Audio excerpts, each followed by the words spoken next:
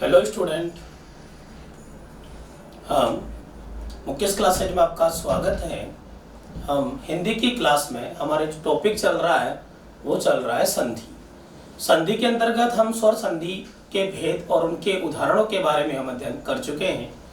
आज जो हम अध्ययन करने वाले हैं वो है व्यंजन संधि। आज हम कौन सी संधि पढ़ेंगे? व्यंजन संधि। यहाँ बात करते हैं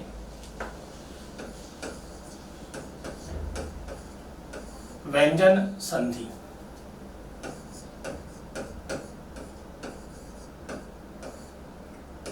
व्यंजन संधि की अगर डेफिनेशन की हम बात करें कि व्यंजन संधि कहते किसे हैं, तो संधि होती है दो वर्णों का मेल। हम संधि के बारे में जानते हैं कि संधि किसे कहते हैं? जहां पर दो वर्ण आपस में मिले और उनके मिलने से क्या हो जाए? परिवर्तन। जब दो वर्ण आपस में मिलेंगे और उनके मिलने से क्या होगा? परिवर्तन होगा। दो वर्ण आपस में मिले और उनके मिलने से परिवर्तन हो, उसे ही हम क्या कहते हैं? संधि। तो व्यंजन संधि में ये कहा गया कि जो दोनों वर्ण हैं, जो दो वर्ण आपस में मिलेंगे वो दोनों व्यंजन हो, यानी कि ये आगे वाला वर्ण भी कैसा हो? व्यंजन। और इसके बाद में भी कौन सा वर्ण आ जाए? व्यंजन वर्ण आ जाए। दोनों तरफ कौन से वर्ण आए? व्यंजन वर्ण आए। या फिर एक तरफ स्वर हो सकता है तो दूसरी तरफ कौन सा वर्ण आएगा? व्यंजन आएगा। यानी आपके सामने तीन कंडीशन बन सकती है। कितनी कंडीशन बन सकती है? तीन कंडीशन हमारे सामने बन सकती है कि जहां पर दोनों तरफ कौन से वर्ण आए? व्यंजन वर्ण आए। दोनों तरफ या तो व्यंजन होगा, एक तरफ स्वर और दूसरी तरफ क्या रहेगा? व्यंजन रहेगा। और इनके मिलने से क्या होगा?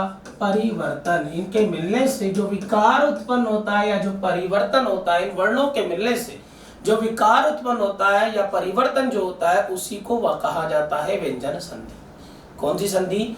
व्यंजन संधि।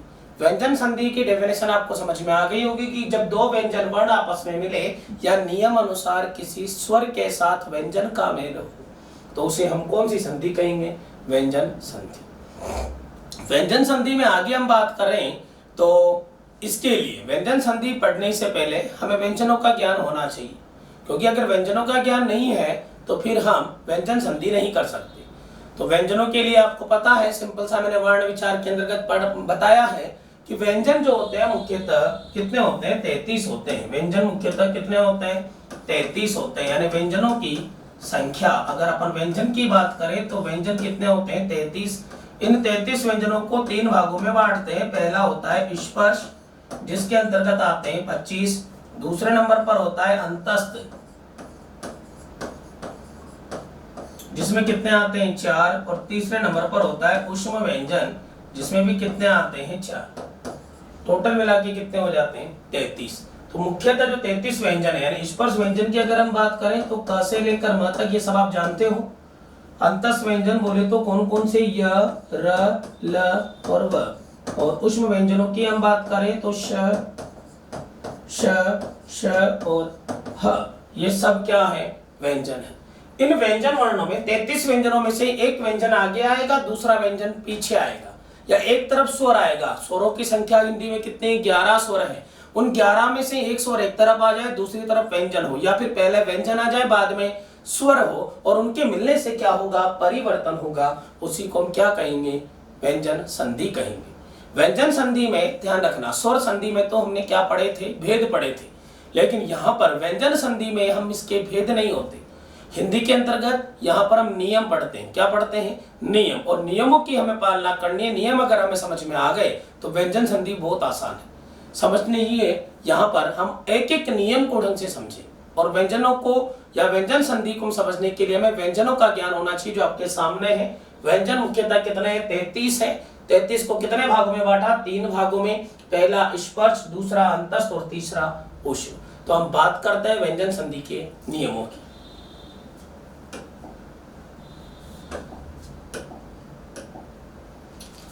नियम संख्या 1।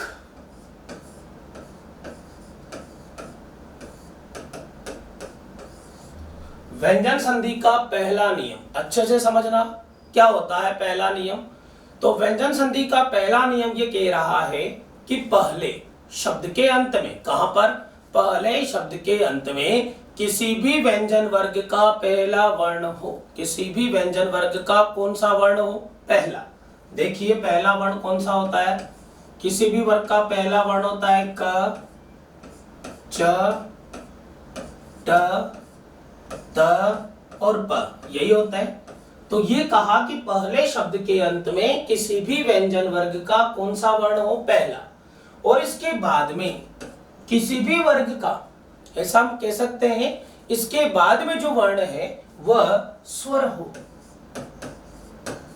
या फिर किसी भी वर्ग का तीसरा एवं चौथा वर्ण हो। कौन सा वर्ण हो? तीसरा या चौथा वर्ण हो। इसके अलावा अंतस्थ व्यंजन हो या ह वर्ण हो।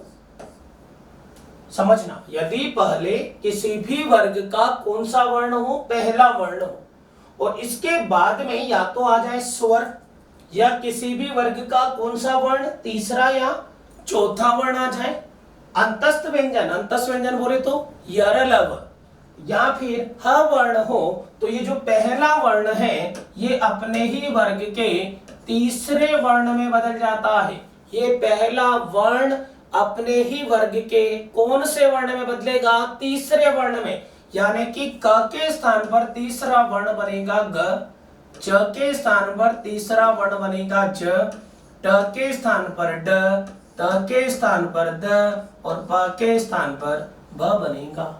यानी यदि पहले पहला वर्ण हो, उसके बाद में कोई भी स्वर आ जाए, या फिर तीसरा या चौथा वर्ण हो, प्रत्येक वर्ग का तीसरा या चौथा वर्ण आ सकता है, अंतस्थ व्यंजन हो या ह वर्ण हो, तो जो पहला वर्ण है वो अपने ही वर्ग के कौन से वर्ण में बदलेगा?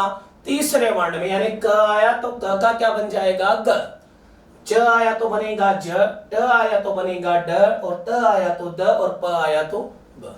उदाहरणों से हम बात करते हैं।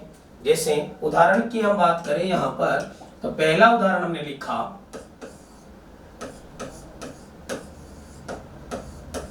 दिक्धन अंबर। दिक्धन अंबर की बात करें तो यहां पर आप देख रहे हो कि पहले शब्द के अंत में आ रहा है क। कौन सा वर्ण है? क कौन सा वर्ण है? पहला आ रहा है इनमें से। इसके बाद में आ रहा है स्वर। अ क्या है? एक स्वर है। तो यहां पर हमारे नियम अनुसार पहले वर्ण के बाद में स्वर आ सकता है।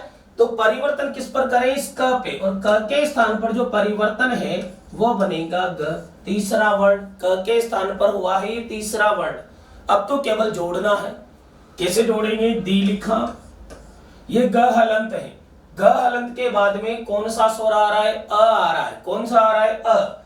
अब ग के बाद में अ आ गया तो ये ग क्या हो जाएगा? पूरा। ये ग पूरा, पीछे क्या बन गया? मबर। शब्द क्या बना? दिगंबर। तो दिक प्लस अंबर से क्या बन गया? दिगंबर शब्द बना। पहले क था हलंत वाला, ध्यान रखना पहला वर्ण हलंत ही आएगा, कभी पूरा नहीं आएगा। इसके बाद में कौन सा वर्ण? स्वर आ गया अ, तो फिर क के स्थान पर क्या बन गया? ग। नेक्स्ट उदाहरण देखते हैं। जैसे लिखा अच धन अंत। अब ये च कौन सा वर्ण है? पहला। पीछे क्या आ रहा है? स्वर। तो च के स्थान पर तीसरा वर्ण यानी कि ज बना, और जोड़ते ही शब्द क्या बना? अजंत। इसी प्रकार उदाहरण है षट प्लस आनंद। ये ट कौन सा वर्ण? पहला। इसके बाद में आ क्या आ रहा है? एक स्वर। तो ट के स्थान पर क्या आदेश होगा? ड।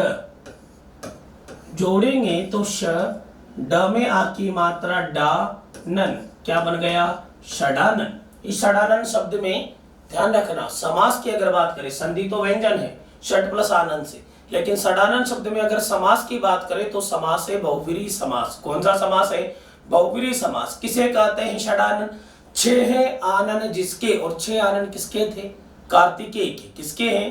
कार्तिकेय के हैं। तो षट प्लस आनंद से क्या बना? षडानन बना है। आ गया समझ में?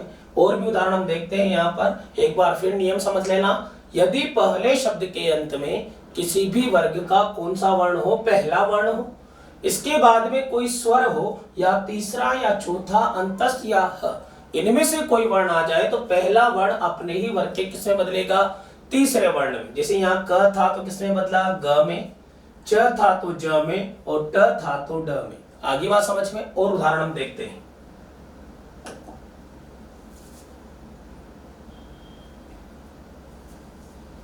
बात करें उदाहरणों की,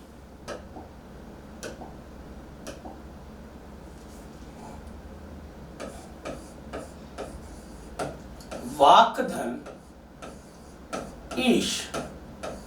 यहां पर बात करें तो पहले कौन सा वर्ण आ गया, क कौन सा वर्ण है, पहला। उसके बाद में बात करें ई क्या एक स्वर है, तो क के स्थान पर कौन सा वर्ण, तीसरा वर्ण। तीसरा वर्ण बोले तो क वर्ग का तीसरा वर्ण कौन सा होता है, ग। जोड़ेंगे तो वा, ग में ई की मात्रा गी, और फिर क्या बन गया, श। शब्द क्या बना, वागीश। बना सकते हो हम। जल्दी से जवाब दीजिएगा। अगला उदाहरण मैं आपके लिए बनाने के लिए दे रहा हूं, बनाना। जैसे शब्द लिखा ऋक प्लस वेद, ऋक धन वेद। जल्दी से आंसर दीजिए, ऋक धन वेद का क्या बनेगा, ऋक धन वेद। यहां पर का कौन सा वर्ण है, पहला। उसके बाद में व किस में आता है, अंतस्थ व्यंजन में। और हमारे नियमानुसार अंतस्थ व्यंजन आ सकते हैं बाद में, तो क के स्थान पर क्या बनेगा, जल्दी से आंसर दीजिए, क्या बनेगा क के स्थान पर, और शब्द क्या बनेगा। हमने नियम में पढ़ा है कि पहले वर्ण के स्थान पर कौन सा वर्ण बनाना है, तीसरा वर्ण बनाना है। हाँ, जल्दी से आंसर दीजिए। हो गया, तो क के स्थान पर कौन सा वर्ण बनेगा, ग। और जोड़ते ही जो शब्द बना वो कौन सा बना, ऋग्वेद। क्यों बना, क्योंकि क के स्थान पर तीसरा बनेगा ग। इसी प्रकार उदाहरण लिखा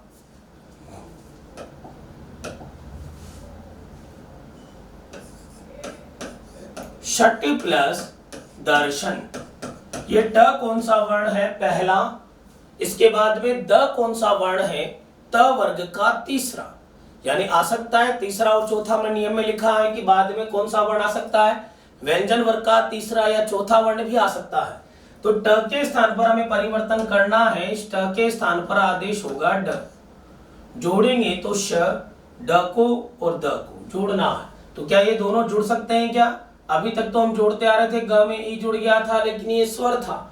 यहां देखो ड हलंत व्यंजन है, ये द भी क्या है, व्यंजन है, दोनों आपस में नहीं जुड़ेंगे। तो ड क्या लिखना पड़ेगा, आधा। अब आधा ड कैसे लिखे, इसको करो हलंत और फिर शब्द लिखो षड दर्शन। उदाहरण लिखा जगत धन ईश। यहां बात करें तो त कौन सा वर्ण है, पहला। इसके बाद में ई एक स्वर है, तो त के स्थान पर तीसरा वर्ण द। जोड़ेंगे तो द में क्या ई जुड़ सकता है, जुड़ सकता है। क्यों जुड़ सकता है, क्योंकि ये एक स्वर है। तो शब्द क्या बनेगा, जल्दी से बताएं, जगत प्लस ईश। त के स्थान पर द बन चुका है, तो फिर यहां पर क्या बनेगा, जगदीश। अगला उदाहरण देखें।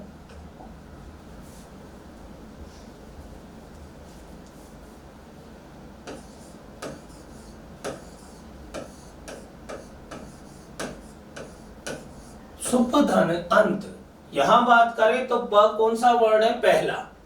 इसके बाद में अ क्या है, एक स्वर है। अ क्या है, एक स्वर है। तो इस प के स्थान पर तीसरा वर्ण यानी कि ब बनेगा।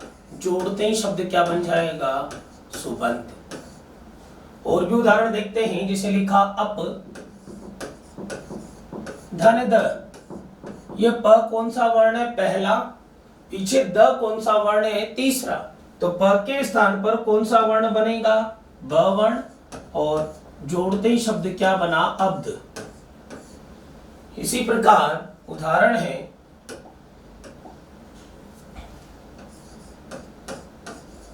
प्राक्धन ऐतिहासिक। यहां बात करें तो क कौन सा वर्ण, पहला। आई कौन सा वर्ण, स्वर। तो क के स्थान पर तीसरा वर्ण यानी कि ग। जोड़ते ही शब्द क्या बना, प्रागैतिहासिक।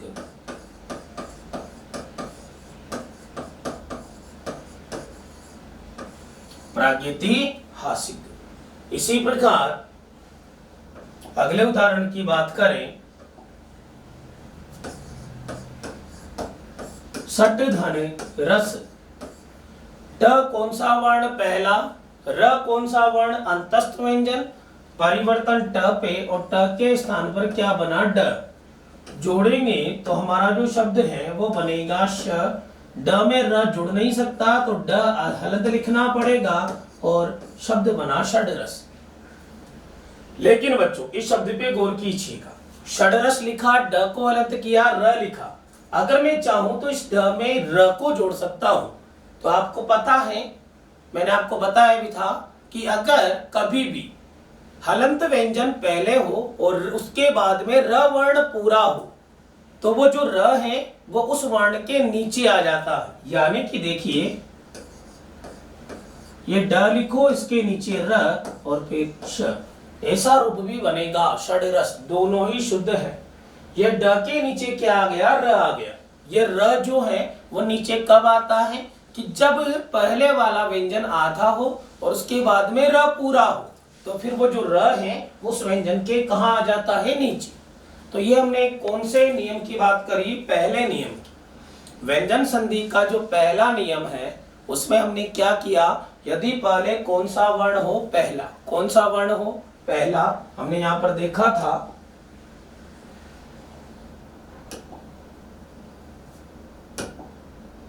जैसे बात करें, हमने यहाँ पर कौन सा वर्ण देखा, पहला।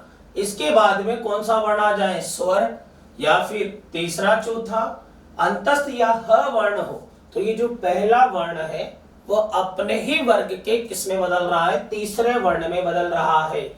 जैसे दिग प्लस अंबर देखा तो शब्द क्या बना, दिगंबर बना। अच प्लस अंत से क्या बना, अजंत बना। षट प्लस आनंद से क्या बना, षडानंद। इसी प्रकार हमने आगे देखा,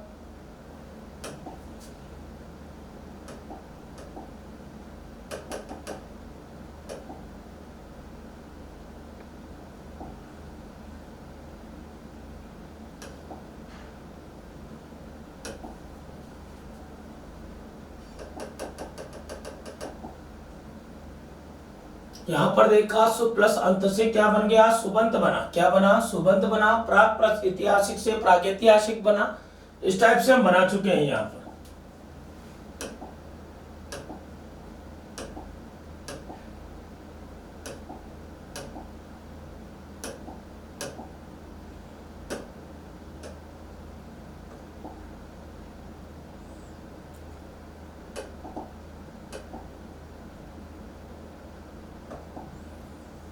आगे बात करते हैं हम नियम संख्या सेकंड की।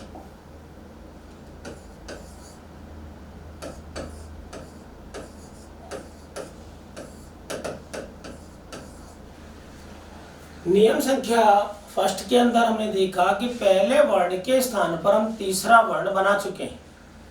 आज हम बात करते हैं अब नियम संख्या सेकंड की। समझिएगा यहाँ पर बिल्कुल, अगर आपको पहला नियम समझ में आ गया है तो दूसरा नियम बिल्कुल उसके साथ में याद रखना है, ध्यान रखना। मैं यहाँ पर जब व्यंजन संधि पढ़ाऊंगा वो आपको एक दूसरे नियम से जोड़ते हुए पढ़ाऊंगा, क्योंकि नियम बहुत सारे हैं। तो हम अगर एक दूसरे नियम से जोड़ते हुए अगर नियमों को पढ़ेंगे तो हमें बहुत आसानी से वो सारे नियम याद हो जाएंगे। तो अगर हमें पहला नियम पता है कि पहले वर्ण के बाद में कोई भी स्वर है या तीसरा या चौथा वर्ण है, अंतस्थ है या ह है, तो पहला वर्ण अपने ही वर्ग के किस में बदल रहा है, तीसरे वर्ण में। हम तीसरा वर्ण बना चुके हैं। अब दूसरे नियम में देखना, दूसरे नियम में क्या हो रहा है, यदि पहले किसी भी वर्ग का पहला वर्ण हो, पहला वर्ण बोले तो क, च, ट, त, प, यह पहला वर्ण है। और इसके बाद में किसी भी वर्ग का पांचवा वर्ण आ जाए, कौन सा वर्ण आ जाए, पांचवा। पांचवा वर्ण बोले तो पांचवें वर्ण में कौन कौन सा होता है, न्य, म, ग, ण, न, यही है पांचवा वर्ण। यहां पर पहले नियम में हमने केवल तीसरा और चौथा वर्ण लिखा था, समझना, पहले के बाद। अब अगर पहले के बाद में कोई भी पांचवा वर्ण आ जाए तो ये जो पहला वर्ण है ये भी अपने ही वर्ग के पांचवें वर्ण में बदल जाता है। किस में बदल जाता है? पांचवें वर्ण में। यानी क आया तो क के स्थान पर ग, च आया तो न्य, ट आया तो ण, त आया तो न और प आया तो क्या बनेगा? म बनेगा। यदि पहले वर्ण के बाद में किसी भी वर्ग का पांचवा वर्ण स्थित हो तो पहला वर्ण अपने ही वर्ग के किस में बदल जाता है? पांचवें वर्ण में बदल जाता है। देखना कैसे बदलेगा। उदाहरण लिखा वाक प्लस मय, वाकदन मय। ये क कौन सा वर्ण है? पहला। इसके बाद में म कौन सा वर्ण है? पांचवा। तो ये जो क है ये अपने ही वर्ग के पांचवें में बदलेगा। तो क वर्ग का पांचवा वर्ण कौन सा होता है? ग। जोड़ते ही शब्द क्या बन गया? वांग्मय। इसी प्रकार उदाहरण लिखा दिक धन नाक। यहां बात करें तो क कौन सा वर्ण है? पहला। उसके बाद में न कौन सा वर्ण है? पांचवा। तो क के स्थान पर ग, जोड़ते ही शब्द क्या बना? दिंगनाक। इसी प्रकार उदाहरण है, समझ में आ रहा है? उदाहरण की बात करें षट प्लस मास। तो ये ट के बाद में म कौन सा वर्ण? पांचवा। ट के स्थान पर भी पांचवा वर्ण यानी कि अण, जोड़ते ही शब्द क्या बन गया? षणमास। इसी प्रकार उदाहरण की बात करें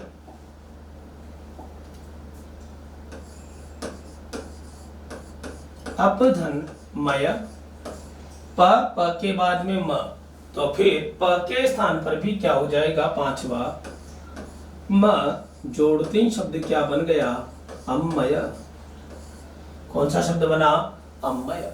तो पहला वर्ण आए उसके बाद में अगर कोई भी पांचवा वर्ण आ जाए तो पहला वर्ण भी किस में बदल जाता है? पांचवें वर्ण में। और भी उदाहरण हम देखते हैं।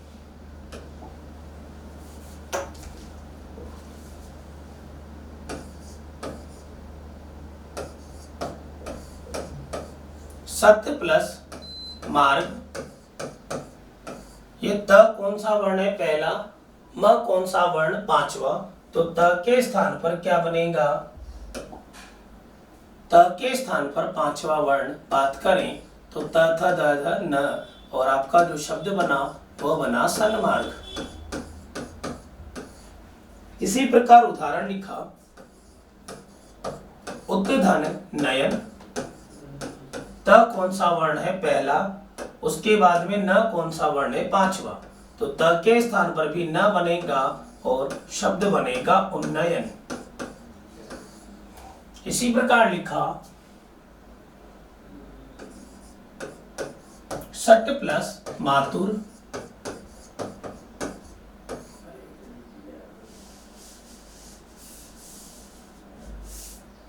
शब्द है षट प्लस मातुर। ट पहला वर्ण है, म पांचवा वर्ण। ट के स्थान पर क्या बनेगा? अण। ट के स्थान पर क्या बनेगा? अण। जोड़ेंगे तो जो हमारा शब्द बना वह बना क्षण मातुर। पहले वर्ण के स्थान पर पांचवा वर्ण बनाना है। अगला उदाहरण है जगत धन नाथ। बना सकते हो। जगत प्लस नाथ क्या बनेगा? त कौन सा वर्ण है? पहला। न कौन सा वर्ण? पांचवा। तो त के स्थान पर भी क्या बनेगा? पांचवा वर्ण, और त के स्थान पर क्या बनेगा? न। जोड़ते ही शब्द क्या बन जाएगा? जगन्नाथ। जगत धन नाथ से क्या बन गया? जगन्नाथ। सत प्लस मार्ग से क्या बना? सन्मार्ग। उत प्लस नयन से क्या बना? उन्नयन। षट प्लस मातुर से क्या बना? क्षणमातुर। जगत प्लस नाथ से क्या बन गया? जगन्नाथ। कंप्लीट है। तो हमने यहाँ पर देखा कि पहले वर्ण के बाद में कोई भी पांचवा वर्ण अगर आ रहा है तो पहला वर्ण भी किस में बदल रहा है? पांचवें वर्ण में बदल रहा है। आगे बात समझ में। जैसे और भी उदाहरण हम देख सकते हैं। उत्धन मुख। त कौन सा वर्ण है? पहला।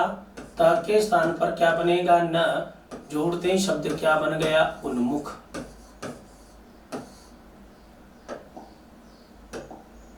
इसी प्रकार हम उदाहरण की बात करें,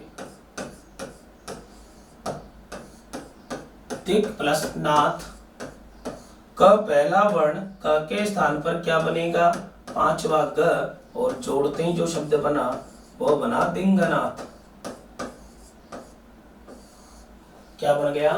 दिंगनाथ। इसी प्रकार उदाहरण लिखा, उत्धन मूलन। ये त कौन सा वर्ण है? पहला। पीछे म कौन सा वर्ण है? पांचवा। त के स्थान पर भी पांचवा वर्ण क्या बनेगा? न। जोड़ते ही शब्द क्या बन गया? उन मूलन। क्या बना? उन मूलन। समझ में आ रहा? इसी प्रकार शब्द लिखा,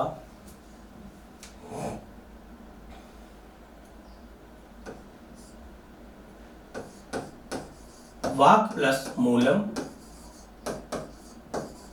क पहला वर्ण है, इसके बाद में म पांचवा वर्ण, क के स्थान पर भी पांचवा, और शब्द क्या बन गया? वांग मूलम। यदि पहले पहला वर्ण हो, उसके बाद में अगर कोई भी पांचवा वर्ण आ जाए, तो जो पहला वर्ण है वो अपने ही वर्ग के किस में बदल जाता है? पांचवें वर्ण में। आगे बात समझ में? अपना ही वर्ण, पहले वाला जो वर्ण है वो अपने ही वर्ग के किस में बदलेगा? पांचवें वर्ण में बदलेगा। यानी कि हमने दो नियम यहाँ पर समझे हैं। पहले नियम में तो पहला वर्ण, ध्यान रखना दोनों नियमों में एक बात कॉमन है कि पहले शब्द के अंत में कौन सा वर्ण आ रहा है? किसी भी वर्ग का पहला वर्ण आ रहा है। यदि पहले पहला वर्ण हो तो उसके स्थान पर हम कौन सा वर्ण बना रहे हैं? तीसरा, पहले नियम में। और दूसरे नियम में हमने पढ़ा कि यदि पहले पहला वर्ण हो तो उसके बाद में कोई पांचवा वर्ण आ जाए तो फिर पहला वर्ण भी किस में बदल जाएगा? पांचवें वर्ण में बदल जाएगा। आगे बात समझ में? अब हम बात करते हैं नियम संख्या 3।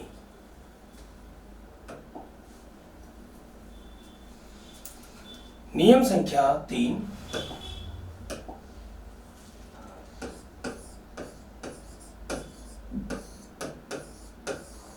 ध्यान रखना इंपोर्टेंट है, बहुत अच्छा नियम है, समझिएगा।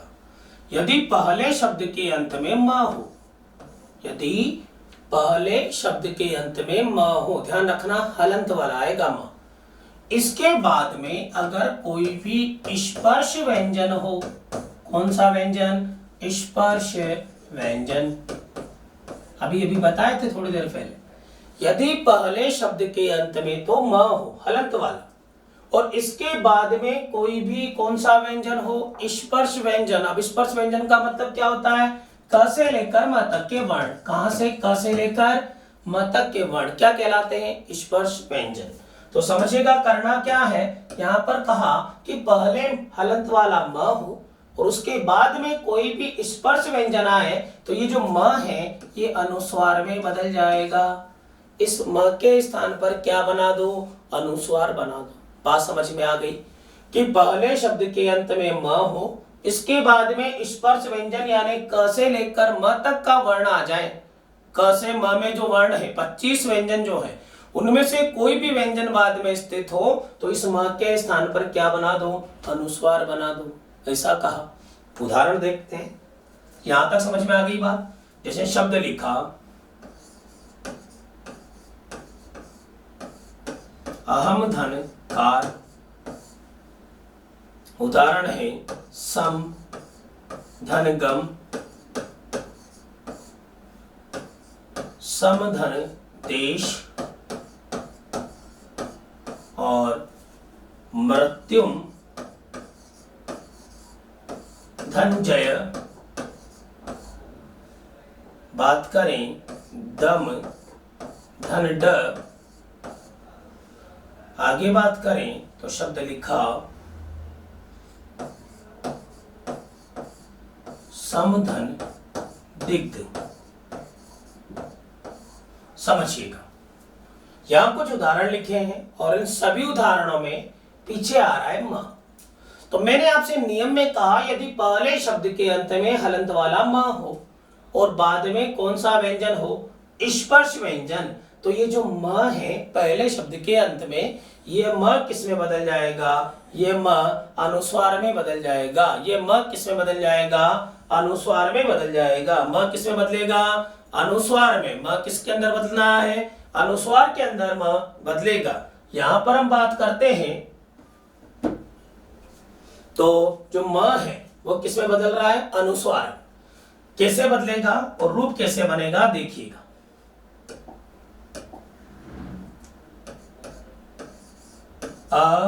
ह। अब इस म के बाद में क स्पर्श व्यंजन में आ रहा है, तो इस म के स्थान पर क्या बनेगा? अनुस्वार। और फिर शब्द जुड़ा अहंकार। शब्द क्या बना? अहंकार। कंप्लीट है। लेकिन यहां पर थोड़ा और समझना, हमने इस म के स्थान पर अनुस्वार तो बना लिया और हमारा रूप बन गया अहम धनकार से अहंकार। कंप्लीट है। लेकिन ध्यान दीजिएगा, यहां पर हम बात करें तो अनुस्वार तो बन गया, लेकिन इस नियम में आगे ये कहा कि यहां पर एक रूप और बनेगा। एक रूप और बनेगा। एक रूप और कैसे बनेगा? कि इस म के स्थान पर जो आपने अनुस्वार बनाया है, इसी म के स्थान पर पांचवा वर्ण भी बनेगा। इस म के स्थान पर क्या बनेगा? पांचवा वर्ण। अब पांचवा वर्ण कैसे बनेगा? इस म के स्थान पर पांचवा बनेगा। पांचों में तो कितने आते हैं? 5। अच्छे से समझना इस बात को। ये कहा कि हलंत वाला म हो, शुरू से समझना। हलंत वाला म हो, बाद में स्पर्श व्यंजन हो तो म का अनुस्वार बनाओ। हमने बना दिया अहम प्लस कार से अहंकार। एक रूप तो हमने बना दिया कि दूसरे रूप के अंदर इस म के स्थान पर पांचवा वर्ण बनाओ। अब पांचवा वर्ण तो कितने हैं? 5 हैं। कौन सा बनाए? पांचवा वर्ण तो कितने हैं? 5 हैं। ये सभी के सब हलंत है, ध्यान रखना। तो पांचवें वर्ण में तो 5 आते हैं। कौन सा बनाए? तो ये कहा कि बाद में जो वर्ण है वो एक स्पर्श व्यंजन आएगा। बाद वाला व्यंजन कैसा आएगा? स्पर्श व्यंजन। हम जानते हैं नियम में यही कहा कि बाद में क्या आएगा? एक स्पर्श व्यंजन। तो ऐसा कहा कि बाद में जो व्यंजन वर्ण है वो जिस वर्ग का है उसी वर्ग का पांचवा बना दो म के स्थान पर। बात समझ में आई? बाद वाला वर्ण जिस व्यंजन वर्ग का है उसी वर्ग का क्या बना दो? पांचवा वर्ण भी बनेगा म के स्थान पर। देखते हैं बना करके कैसे बनेगा। जैसे शब्द लिखा अ ह।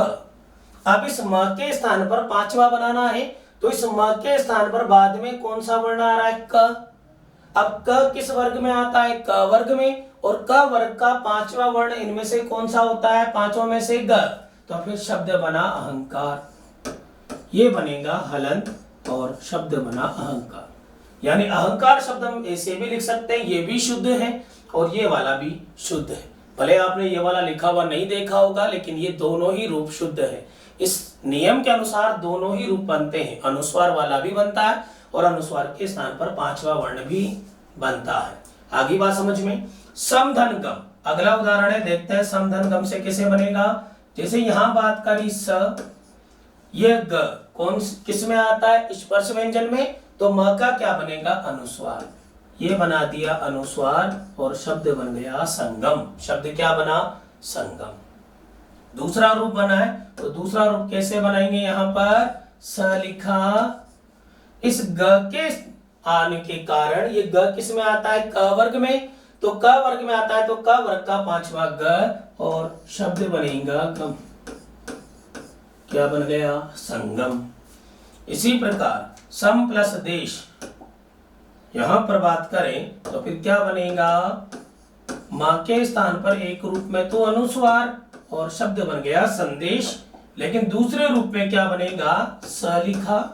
समझना, पीछे क्या है? द है। अब द किस वर्ग में आता है? त वर्ग में। त थ द, तो उसका पांचवा बताओ। पांचवा वर्ण कौन सा होता है? न। तो शब्द बनेगा संदेश। दोनों ही रूप शुद्ध है। ये तो आपने देख रखा होगा, संदेश ऐसे भी लिखते हैं और संदेश ऐसे भी लिखते हैं। तो म के स्थान पर अनुस्वार भी बनता है और बाद वाले वर्ण का पांचवा वर्ण भी बनता है। जैसे यहां मृत्युम धनंजय,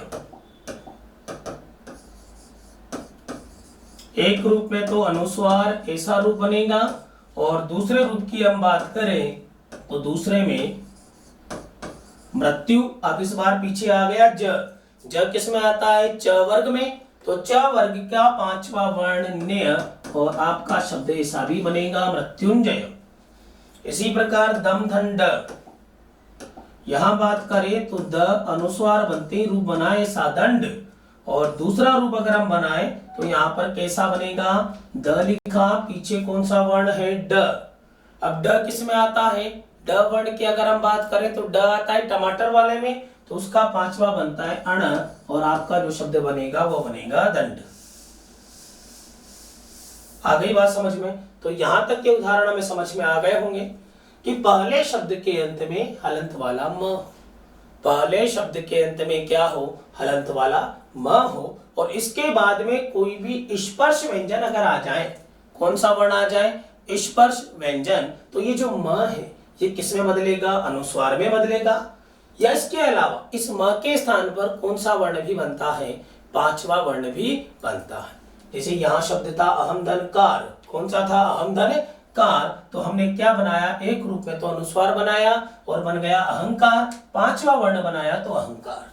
यहाँ समधन देश की बात करें तो पीछे द वर्ण आ रहा है, स्पर्श व्यंजन में आता है, अनुस्वार बनाया और बाद वाले का पांचवा बनाया तो संदेश शब्द बना। कौन सा शब्द बना? संदेश।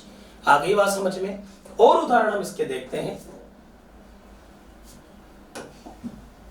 जैसे शब्द लिखा भयम धन कर, भयम धन कर, यहां बात करें भ य, अब म के स्थान पर क्या बनेगा? अनुस्वार, और फिर शब्द बन गया भयंकर। एक रूप तो ऐसा बना। दूसरे रूप में बना है तो भ य, अब क किस में आता है? क वर्ग में, स्पर्श व्यंजन में आता है, तो फिर इसका पांचवा बनाएंगे, क वर्ग का पांचवा बनता है ग, और फिर शब्द बनेगा भयंकर। इसी प्रकार उदाहरण है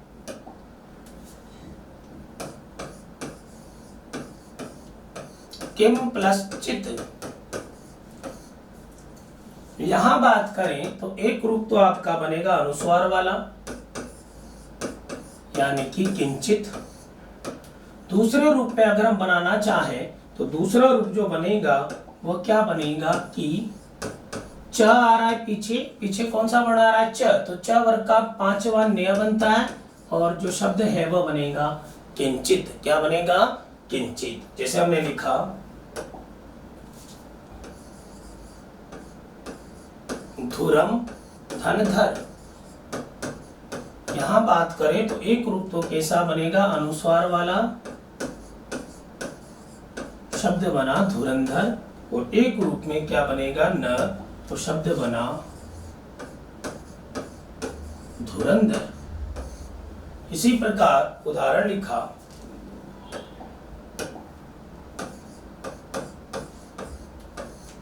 समधनधि, जो हम पढ़ रहे हैं वो भी इसी का ही उदाहरण है। ध्यान रखना, एक रूप में तो अनुस्वार बना तो संधि शब्द ऐसे भी बनेगा।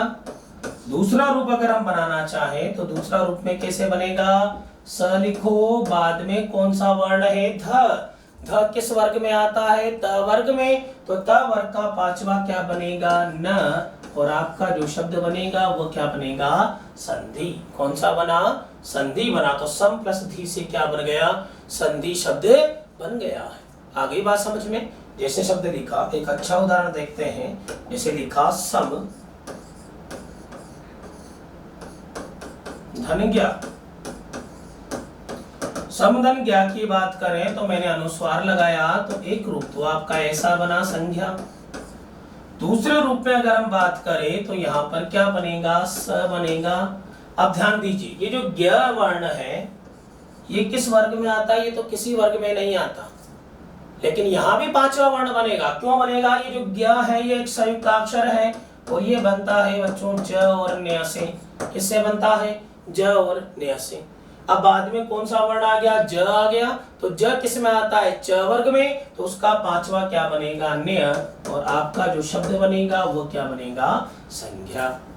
समझ में आ गया? तो इस नियम में हमने क्या बात करी कि पहले शब्द के अंत में हलंत वाला म, कौन सा वर्ण हो? हलंत वाला म हो, और उसके बाद में कोई भी स्पर्श व्यंजन अगर आ जाए तो म के स्थान पर क्या बनेगा, अनुस्वार बनेगा। इसके साथ ही साथ एक रूप और बनेगा, और म के स्थान पर बाद में जो वर्ण है वो जिस वर्ग का है बाद वाला वर्ण, उसी वर्ग का क्या बनेगा, पांचवा वर्ण भी यहाँ पर बनेगा। समझ में आ गया? दो रूप यहाँ पर बनेंगे, ध्यान रखना। तो यहाँ पर हमें वर्णमाला भी हमें पता होनी चाहिए, तभी हम पांचवा वर्ण बना पाएंगे। कंप्लीट है, 3 नियम हम देख चुके हैं। तो ध्यान रखना, पहला और दूसरा नियम साथ में याद रखना है। इसी के साथ तीसरा नियम अगर आपको ये समझ में आ गया तो चौथा नियम आराम से समझ में आ जाएगा, बिल्कुल सिमिलर है। दो के जोड़े में हम पढ़ते चल रहे हैं। ध्यान रखना, व्यंजन संधि बहुत लंबी है वैसे तो, लेकिन अगर आप हमारे अनुसार जैसा मैं पढ़ा रहा हूं वैसा अगर आप नियमों से जोड़ते हुए अगर आप पढ़ेंगे व्यंजन संधि को तो बहुत आसान है, आपको उंगलियों में व्यंजन संधि याद हो जाएगी। तो यहाँ पर ध्यान रखना, हलंत वाले म के बाद में अगर कोई भी स्पर्श व्यंजन अगर आ जाए तो दो रूप आपको बनाने हैं। म के स्थान पर अनुस्वार भी करना है, और बाद में जो वर्ण है वो जिस वर्ग का है उसी वर्ग का क्या बनाना है, पांचवा वर्ण भी हमें बनाना है। तो 3 नियम हो गए। अब हमने तीसरा नियम समझ लिया है, तो चौथा नियम देखिएगा, बहुत आसान है। नियम संख्या 4।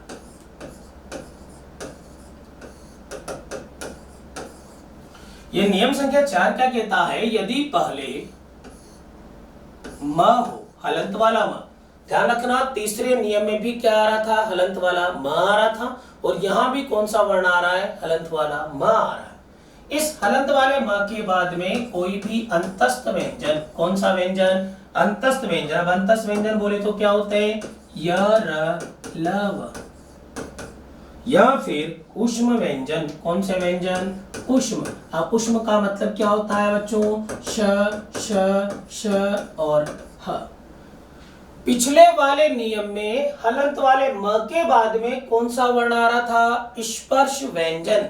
लेकिन इस बार अगर हलंत वाले म के बाद में कोई भी अंतस्थ व्यंजन हो या उष्म व्यंजन हो तो फिर इस बार इस म के स्थान पर क्या करना है, अनुस्वार करना है। म के स्थान पर क्या करना है, अनुस्वार। सर वहां भी तो अनुस्वार किया था और यहाँ भी क्या कर रहे हैं, अनुस्वार कर रहे हैं। इससे पिछले वाले नियमों को जोड़ते हुए पढ़ना एक दूसरे से। ध्यान रखना कि हलंत वाले म के बाद में स्पर्श व्यंजन था, तब भी हमने म का क्या बनाया था, अनुस्वार बनाया था, और बाद वाले वर्ण का क्या बनाया था, पांचवा वर्ण। 2 रूप बनाए थे। लेकिन यहां पर ध्यान रखना इस नियम में कि अगर हलंत वाले म के बाद में कोई भी अंतस्थ व्यंजन या फिर उष्म व्यंजन है तो म के स्थान पर केवल अनुस्वार बनेगा, पांचवा रूप नहीं बनेगा। पांचवा क्यों नहीं बनेगा, ये भी समझ लीजिए।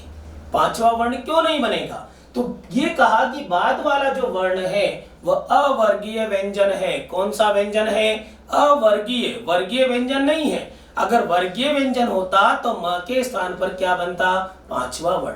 अब ये वर्गीय और अवर्गीय क्या होता है, हम वैसे वर्ण विचार के अंदर इस बारे में बात कर चुके हैं। जो वर्गों में आता है, जो 5 वर्गों में जो वर्ण आता है वो कहलाते हैं वर्गीय व्यंजन, और वर्गीय व्यंजनों की संख्या तो 25 है। और जो किसी वर्ग में नहीं आते, किसी भी व्यंजन वर्ग में नहीं आते, वो व्यंजन वर्ण कहलाते हैं अवर्गीय व्यंजन, और अवर्गीय व्यंजनों की संख्या कितनी है, 8 है। तो यहाँ पर नियम में समझना कि हलंत वाले म के बाद में कोई भी अंतस्थ व्यंजन या फिर उष्म व्यंजन है तो इस म के स्थान पर केवल क्या बनेगा, अनुस्वार बनेगा। केवल एक ही रूप बनाना है, अनुस्वार वाला। उदाहरण हम देखते हैं और बात करते हैं। जैसे उदाहरण लिखा, समधन योग। यहां बात करें तो स लिखा, म के बाद में क्या आ रहा है, य, और यह किस में आता है, अंतस्थ व्यंजन में। तो इस म के स्थान पर क्या बनेगा, अनुस्वार, और आपका रूप बनेगा संयोग। क्या रूप बनेगा, संयोग। इसी प्रकार उदाहरण देखते हैं। हमने लिखा समधन रचना। समधन रचना, यहां बात करें उदाहरणों की तो स लिखा, पीछे म के बाद में र अंतस्थ में आता है तो अनुस्वार बनाइए, और शब्द जो बना वो बना संरचना। इसी प्रकार उदाहरण है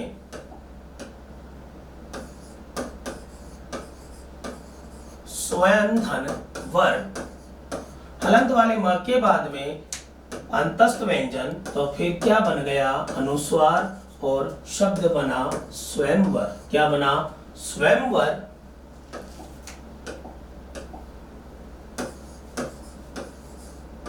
समधन लग्न। क्या बना? उदाहरण।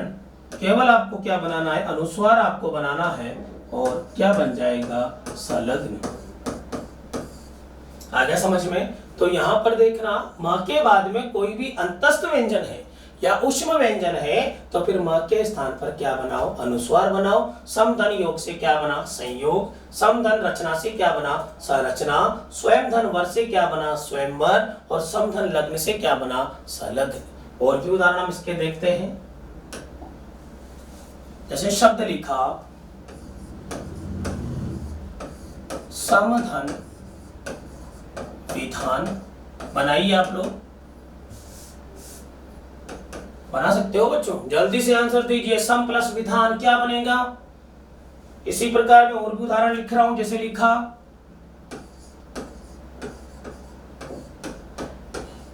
समधन सार, समधन हार, समधन श्लेष,